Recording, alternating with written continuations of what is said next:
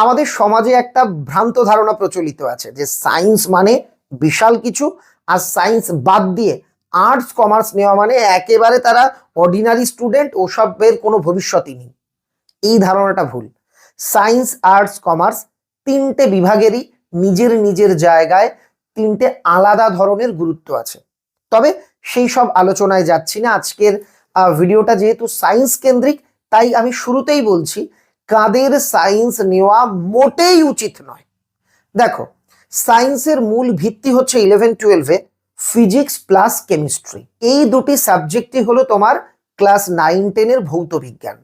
তো তোমার ভৌত বিজ্ঞান সাবজেক্ট কেমন লাগে? যদি ভালো লাগে তাহলে আমরা সায়েন্স নিয়ে পরবর্তী আলোচনায় আসতে পারি। যদি তোমার ভৌত বিজ্ঞান মোটেই ভালো লাগে না, মোটেই ভৌত বিজ্ঞান পড়তে তুমি কোনো উৎসাহ পাও না, তাহলে আমি বলবো সায়েন্স নেওয়ার আগে একবার নয়, 10 বার নয়, 100 বার ভাবো। এবার তোমার ভৌত বিজ্ঞান প্রিয়, আমাদের দ্বিতীয় স্টেপ, তুমি মাধ্যমিকে ভৌত বিজ্ঞানে কত পেয়েছো বা টেস্টে। যদি তুমি একেবারে মিনিমাম 75 পাও, তাহলে তুমি সায়েন্স নিতে পারো। তুমি সায়েন্স নিয়ে একদম খেটে পড়লে সায়েন্স টানতে পারবে। যদি দেখা যায় অনেকের হয় না, কোনো কারণে, বিশেষ কোনো কারণে একটা পরীক্ষা খারাপ হয়ে গেছে, সেখানে যদি দেখা যাচ্ছে ভৌত বিজ্ঞানে ওই মোটামুটি 70ও এসছে, সেক্ষেত্রেও আমি বলবো তোমরা অনেক পরিশ্রম করলে সায়েন্স নিতে পারবে। এই জায়গাতে তোমরা অনেকেই বলতে পারো, ও আমি 60 যদি পাই ভৌত বিজ্ঞানে আমি সায়েন্স নেওয়ার যোগ্য নই, আমি নেব না। আপনি এই কথা বলছেন? আমি এই কথা একেবারেই বলছি না, আমি বাস্তবটা বোঝাচ্ছি।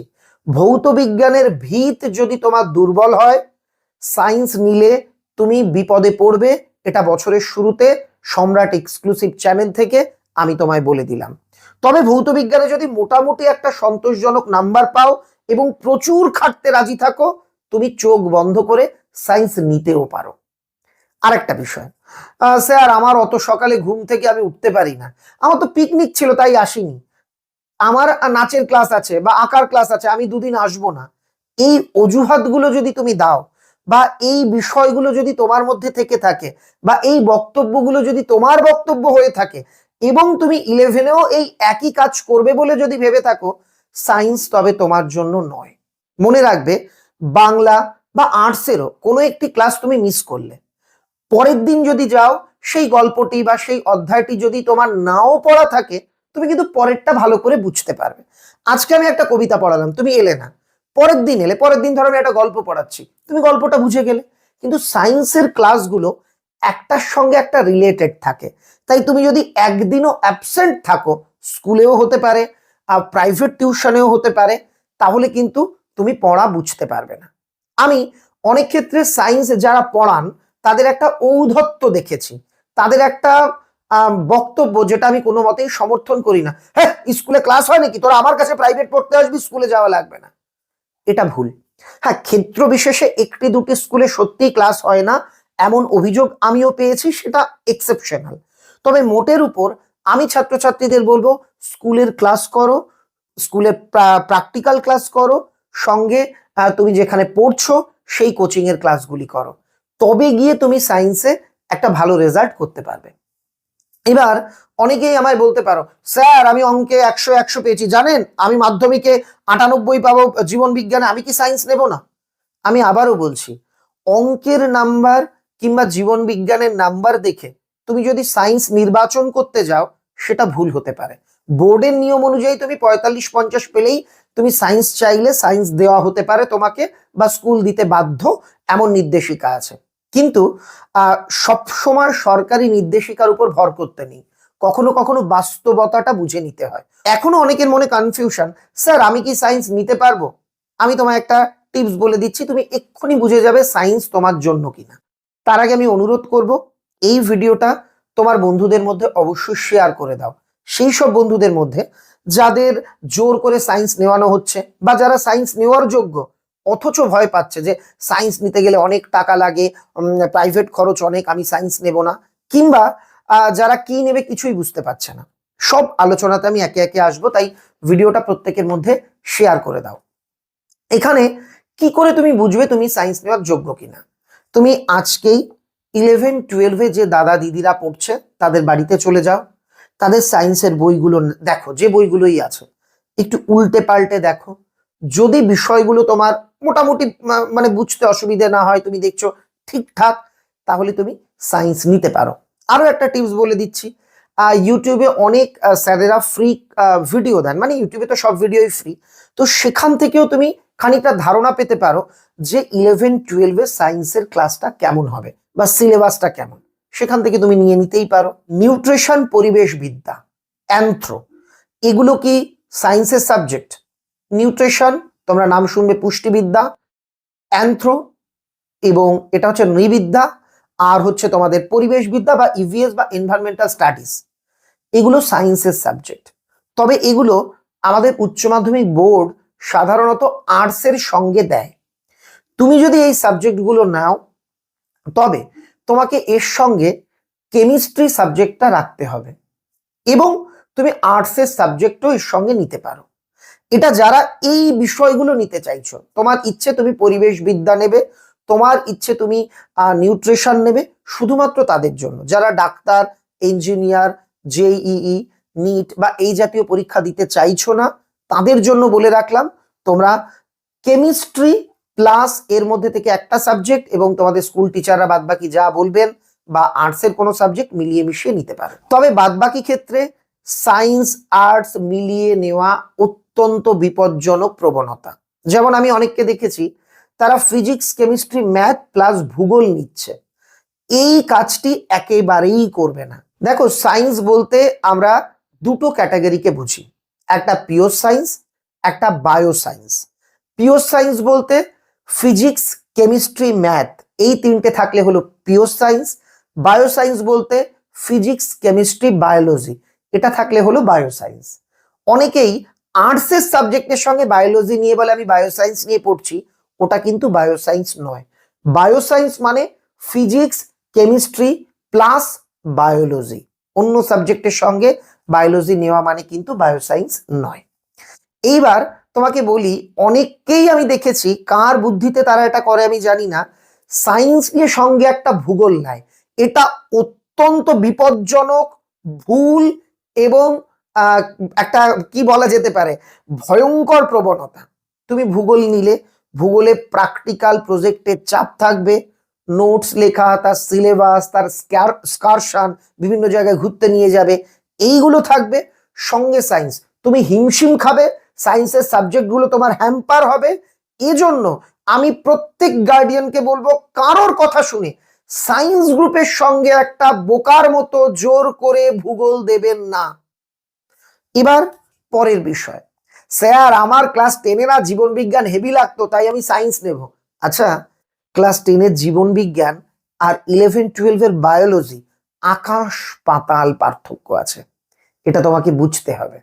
দরকার হলে তুমি বই দেখে নাও 11-12-এর, ভালো করে বোঝার চেষ্টা করো এই সিলেবাসটা তোমার কাছে কেমন লাগছে, তারপর সিদ্ধান্ত নাও।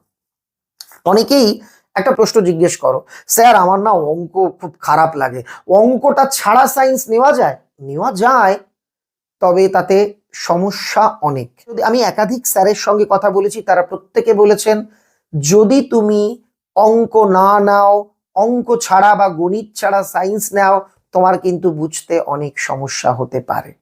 তাই যারা মনে করছো আমি ডাক্তার হব, আমি নিট দেব, আমার গণিতের কোনো দরকারই নেই, তাদেরকেও স্যারেরা বলছেন তোমরা ফোর্থ সাবজেক্টে গণিত নাও।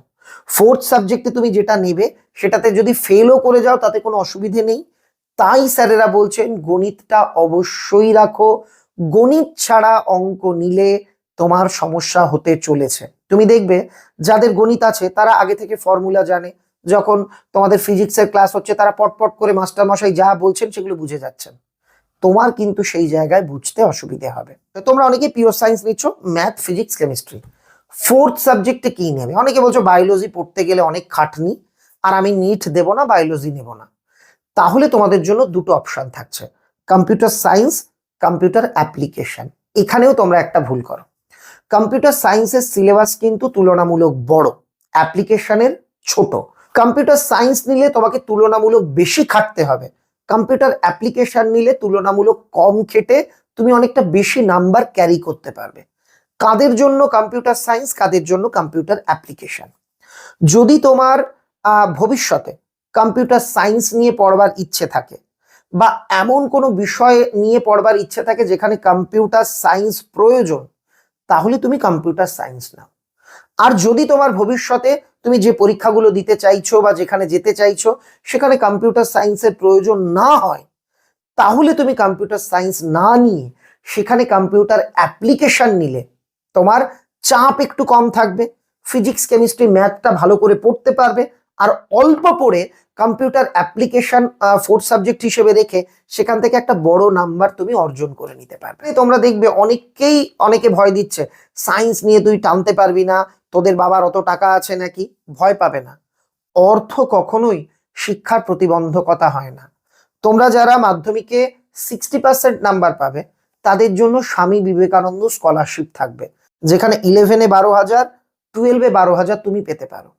তাছাড়া সরকারের নানা রকম সহযোগিতা, নানা স্কিম আছে, সেই জায়গা থেকে যেটুকু অর্থ তুমি পাবে সেটা নিয়ে 11-12-এর পড়াশুনো ইজিলি তুমি চালাতে পারবে।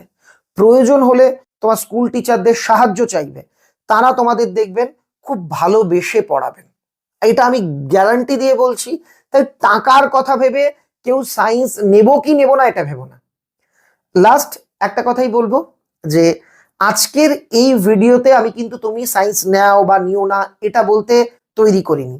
আজকের ভিডিওতে কিছু ফ্যাক্ট, কিছু বাস্তব বিষয় তোমাদের সামনে তুলে ধরলাম, তোমরা নিজেরা এটা ভাবো। কারণ আমি অতীতে অনেক স্টুডেন্টকে দেখেছি যারা বাবা মায়ের কথা শুনে পাড়া প্রতিবেশীরা কি ভাববে, এই তুই ভালো ছাত্র, তুই যদি সায়েন্স না নিস মুখ দেখাতে পারবি, এই সব কথা ভেবে সায়েন্স নেয় এবং শেষে একটা দুর্ভাগ্যজনক রেজাল্ট করে। তুমি তোমার স্কুলে সায়েন্সের রেজাল্ট দেখতে পাবে 20 জন সায়েন্স নিয়ে থাকলে 5 জন হয়তো খুব ভালো রেজাল্ট করেছে, 15 জনের রেজাল্ট কিন্তু অতি শোচনীয়। তো ওই অতি শোচনীয় ক্যাটাগরিতে যাতে তুমি না আসো, তাই খুব ভেবে চিনতে পা ফেলতে হবে। মাধ্যমিকের পর ক্লাস শুরু হতে মোটামুটি 3 মাস বাকি আছে, এই সময়টা তুমি একটু সায়েন্স পড়ে দেখতে পারো, কেমন কি বুঝতে পারছো, দাদা দিদিদের বই এনে দেখতে পারো, ইউটিউবের বিভিন্ন বিষয়গত ক্লাস দেখতে পারো। যদি তোমার সেই বিষয়ের প্রতি ঝোঁক, আগ্রহ, ভালোবাসা জন্মায় তুমি সেটা নাও, নচেত ওই দিকে ফিরে তাকিও না। আর্টস নিয়েও জীবনে প্রতিষ্ঠিত হওয়া যায়, কমার্স নিয়েও হওয়া যায়। আমি অনেক স্টুডেন্টকে দেখেছি যারা সায়েন্স নিয়ে দুর্ভাগ্যজনক রেজাল্ট করে জীবনে কিচ্ছু করতে পারেনি। আবার উল্টোটাও দেখেছি যে আর্টস নিয়ে অনেক ভালো জায়গায় পৌঁছেছে, কমার্স নিয়ে অনেক ভালো জায়গায় পৌঁছেছে। আবার এটারও ব্যতিক্রম আছে, আর্টস কমার্স নিয়ে বসে আছে, সায়েন্স নিয়ে তারা বড় জায়গায় পৌঁছেছে। অর্থাৎ প্রত্যেকটা বিভাগের ভালো দিক মন্দ দিক আছে, মোট কথা তোমাকে খাটতে হবে। আর যারা সায়েন্স নিচ্ছ তাদের এই 2 বছরের জন্য উচ্চ মাধ্যমিক পর্যন্ত জীবনের শখ আহ্লাদ, ফেসবুক, ঘোরাঘুরি, পিকনিক, আনন্দ, হই হুল্লোড় মাত্রাতিরিক্ত পরিমাণে যা ছিল এগুলোকে ত্যাগ দেওয়ার মানসিকতা নিয়েই সায়েন্স নিতে হবে। তুমি যদি রাজি থাকো সায়েন্স তোমার জন্য, আর যদি তোমার মনে এখনো দ্বিধা থেকে থাকে তাহলে একবার নয় 10 বার ভাবো, তারপর পা বাড়াও। আমার শুভেচ্ছা রইল তোমার জন্য।